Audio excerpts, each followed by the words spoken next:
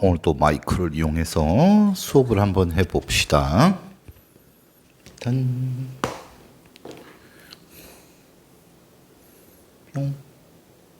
상태가 안 좋습니다. 자, 생활 환경과 기상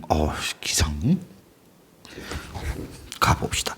대기가 주어진 온도에서 가질 수 있는 최대 수증기, 이거 안다, 그죠? 최대 수증기는 가질 때 대기는 포화 상태에 있다고 한다. 수증기가 포화 상태겠지. 이때 수증기에 의한 압력을 포화 수증기 어려운데 배경 지식이 없는 게 나오고 있습니다. 포화 수증기 수증기가 압력을 수증기에 의한 압력이니까 수증기 압이라고 하겠지. 이 값은 온도가 높을수록 크다. 비례 반비례는 무조건 문제 나오니까 이렇게 화살표로 뭘 해야 됩니까? 필기를 해야 되죠. 이거 한번 안 해놓다가 틀려봐야 정신을 차리죠. 자, 대기의 수증기 압이 포화 수증기 압에 도달하면은 응결이 시작된다. 물방울이 맺히기 시작하는데, 일반적으로 구름은 기온 냉각으로 인해 대기 중 원인이네. 이게 원이 커우치 존재하는 수증기 압이 포화 수증기 압을 넘었을 때 형성될 수 있다. 그죠? 이만큼 제대로 하는지 모르겠네. 어쨌든 온도가 내려가면은 그죠? 여기서부터는 구름이 형성된다 이거죠. 즉 기온이 냉각으로 포화 수증기 압이 감소하면은 그러니까 온도가 높을수록 커지는데 온도가 내려가면 작아진다 이 말이잖아, 그죠? 이해가 됐습니까? 온도가 크면 클수록 포화 수증기 압은 증가하는데 온도가 내려가면 작아지니까 그 기온이 낮아지면은 구름이 형성이 된다. 포화 수증기 압을 초과한 여분의 수증기가 응결하여 수적이 돼 물방울이 만들어진 후 이것이 계속 충돌과 병합 과정을 통해 성장하여 구름이 형성된다. 구름이 만들어지는 원리다, 그죠? 수적의 형성과 성장에는 여러 가지 요인과 여러 가지 요인이 이제 나오려는 본문 내용이겠죠. 하나하나 봅시다. 형성 초기 시간의 흐름인가요? 그러면 과정의 설명 방법이다, 그죠? 과정의 설명 방법이 나오면 뭐다? 순서 바꾸기 나온다. 또는 위치 바꾸기 나온다. 당연히 알고 있어야 됩니다. 자, 형성 초기의 수적은 극히 작은 크기의 구형, 동그라미 구형이기 때문에 공률이 크다. 공률이 크죠. 완전 구형인가 봐. 공률이 클수록 수적은 성장하기 어렵네. DIFFERENT.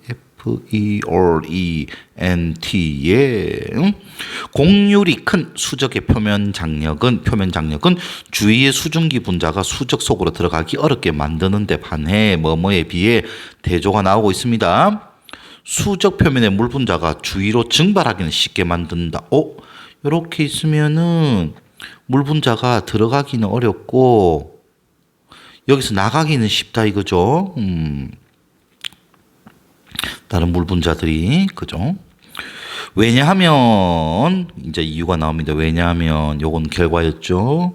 리절트였는데 코즈는 뭡니까? 수증기 분자가 수적 속으로 들어가서 증가되는 표면적은 수적의 크기가 작을수록 커지기 때문이다. 반비례 관계네.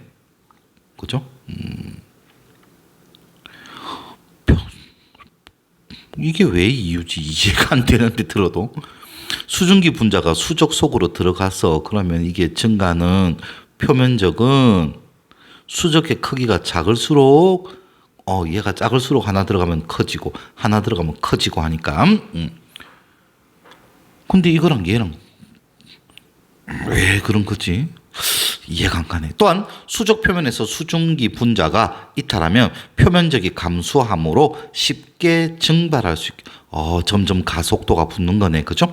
이러한 이유로 공률이 큰 수적일수록 수증기압이 높아야 응결이 잘 일어날 수 있다. 리절트 아니네. conclusion. 해결책은 수증기압이 높아야 된다. 그럼 온도가 낮을수록 잘 된다 이 말이네. 수적의 곡률은 수적의 성장에 필요한 수증기압 정도에 영향을 끼치는데 이거를 곡률 효과라고 한다. 누가 누구한테 영향을 준다고요? 곡률이 수적의 성장에 필요한 수증기압 정도에 영향을 미치는데, 그죠? 낮을수록 좋다 이 말이겠죠? 이거를 곡률 효과라고 한답니다. 근데 너무 내용이 어려워가지고 봅시다. 내용 전개 방식. 요인들을 설명하여 현상의 원리를, 그죠? 여러 요인들을 하나씩 보여주겠다 했죠. 첫 번째 나온 것이 곡률 효과, 곡률이었습니다. 곡률. 답 1번이네. 너무 쉽게 나오네. 실험한 적 없습니다. 개별 현상에 대한 다양한 견해 없습니다. 하나의 견해를 보여주고 있죠. 구름이 생기는 거 보편적 현상. 특별한 방법론을 대조한다. 귀납, 연역 이런 거 안 나왔습니다. 구름이 발생한다는 현상이 발생하는 여러 가지 과정. 좋아. 기존 연구의 한계점. 이거 마지막에 나옵니다. 마지막 부분을 보면 나오겠죠. 2번. 구름은 이제 부합, 일치, 불일치입니다. 내용 일치, 불일치. 일치하지 않는 것은 구름은 수적이 충돌과 병합 과정을 통해 성장하여 만들어진다. 조금 전에 읽었습니다. 기억이 확실하게 납니다. 순수함을 몰라. 실제 응결핵 몰라. 냉각이 되면 포화 수증기압이 높아집니까? 까먹었는데. 수적이 구름으로 형성되는 도움. 요 뒤에 거는 맞아. 이 관계가 중요합니다. 맞는 말 같아. 수증기압이 높아지면 물방울 잘 맺히니까, 그죠? 수증기압이 포화 수증기압 넘었을 때 구름이 형성되니까, 그죠? 자, 냉각으로 인해 포화 수증기압이 감소하면은, 냉각하면은 포화 수증기압이 감소한대. 틀린 거네, 그러면. 낮아지죠. 비례 반비례 관계. 야호! 브라보. 비례 반비례 나올 줄 알았다, 그죠? 포화 수증기압이 여기에서 여기로 낮아지니까 물방울들이 더 많이 형성되는 거죠. 그전에는 그 분자 상태로 있다가 반밖에 안 읽었는데 문제 2개나 풀렸습니다.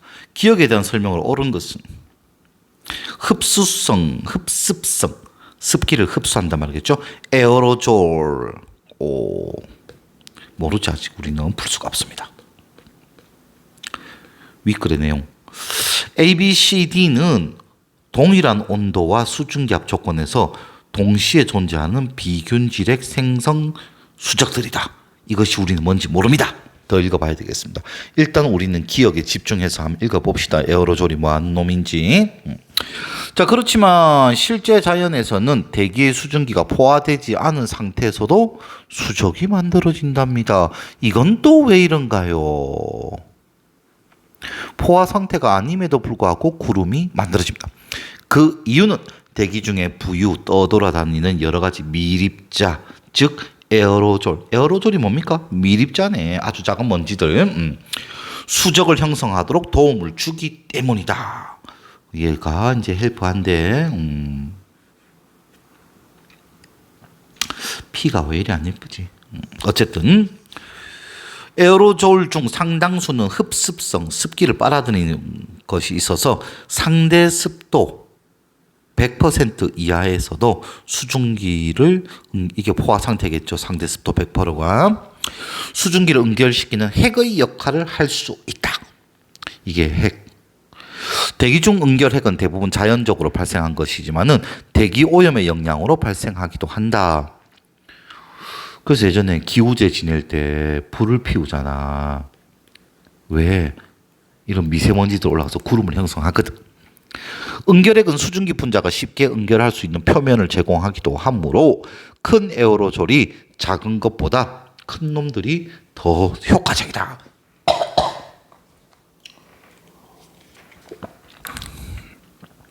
이렇게 흡습성 에어로졸을 응결핵으로 하는 수적 형성을 비균질핵 생성이라고 한다. 균질하지 않겠죠. 에어로졸들이 크기가. 전전저전전 3번 기억에 대한 설명으로 옳은 것은 right. 자, 기억은 구름이나 안개 형성에 있어서 응결의 역할을 하죠. 깨끗한 대기수 아니지, 먼지가 많아야지. 기억은 에어로졸이 응결에 미치는 영향을 보여주는 것으로서 기억으로 인해 과포화 상태가 아닌 상태에서도 상대 습도가 100%가 아닌 상태에서도 일어난다고 정확하게 나왔습니다. 이거는 대칭성 바꾸기를 하고 있고요. 3번은 뭐 하는가 볼까? 수적 형성의 응결핵의 역할이 중요하다는 것을 보여준다. 오, 맞는 말. 기억의 크기가 작을수록 역시 대칭성 바꾸기. 클수록 좋다고 했죠. 이 출제자는 대칭성 바꾸기를 좋아하네. 자, 기억은 공기 속에 포함된 수적 포화 상태를 보여주는 것으로서 기억으로 인해 수적은 상대 습도가 100% 아닌 데서도 일어난다고 했죠. 역시 대칭성 바꾸기. 이 양반은 이거 좋아하네. 기억은 대기 속에 존재하는 수증기 분자 크기를 보여주는 것으로서 실제 대기에서 응결이 일어나려면 수증기 분자가 아니 미립자 이 에어로졸이 커야 된다 했죠. 이것도 역시 뭐 대칭성 주체 바꾸기네. 이거는 주체 바꾸기. 저 이제 마지막 거 읽고 4번 해결하면 될 것 같습니다. 자, 비균질핵 생성으로 인해 대기가 포화 상태가 아닐 때에도 수증기 분자를 흡습성 수적이 만들어지는 한 가지 예시의 설명 방법 살펴보자. 대기 중 해염, 바다의 염료 입자가 소금인가 봐 응결핵으로 작용할 경우 수적 형성 과정에서 해염이 녹지 습기 약하니까 즉 수증기 응결에 의해서 생성된 수적이 용매 역할을 하여 용질에 해당되는 해염을 녹이게 된다. 그죠? 비커에도 물이 용매였고 녹이는 게 용질이었으니까 얘가 녹는 물질이죠. 자, 수적의 용질이 녹아있을 경우 수적 표현은 물 분자와 용질 분자로 구성되어 순수한 물로 되어 있을 때보다 뭐뭐보다 비교의 설명 방법 물 분자 수가 적다. 그죠? 순수한 물은 물 분자밖에 없을 건데 야 안에 뭐 이상한 것들이 있으면은 그죠? 물 적죠. 그래서 표면에 물 분자의 증발율이 순수한 물보다 작아진다. 그 결과 해염이 녹아 있는 수적의 경우 성장에 필요한 수증기 압은 순수한 수증기 경우보다 낮아진다. 그래서 태풍이 바다에서 생기는 건가? 이처럼 용액의 농도에 따라서 수적의 성장에 필요한 수증기 압 정도가 달라지는데 이거를 또 용질 효과라고 한다. 그러던 크기 뭐의 농도야? 뭘까요? 알 수가 없네. 존재 비균질핵 생성 수적들이다. 이게 염분이 가장 많이 녹아 있고 크기도 가장 큰 놈이네. 얘는 조금 더 내추럴 순수한 물인데 크기가 제법 컸어. 대단한 놈입니다. 자, 표면 장력이 끼치는 영향은 A보다 B에서 더 작다. 표면 장력이 끼친 영향이 제일 첫 번째 문단에 있었죠. 아닌가? 두 번째 문단인가? 여기 있다. 어렵게 만든 놈이죠. 그러면은 B는 크니까 장력이 작은 놈이야. 그죠? A가 장력이 커. 그렇죠. 맞는 말입니다. 그죠? 적절하지 않은 거 찾기 아깝다. A와 B에서 용질 효과는 마지막 문단 용질 효과.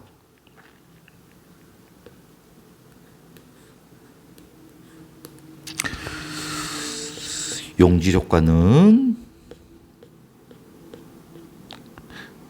수적의 성장에 필요한 수증기압 증가 효과를 나타낸다. 수증기압이 증가되면은 안 되잖아. 수증기압이 낮으면 낮을수록 그 물방울 잘 생성되죠. 수적이.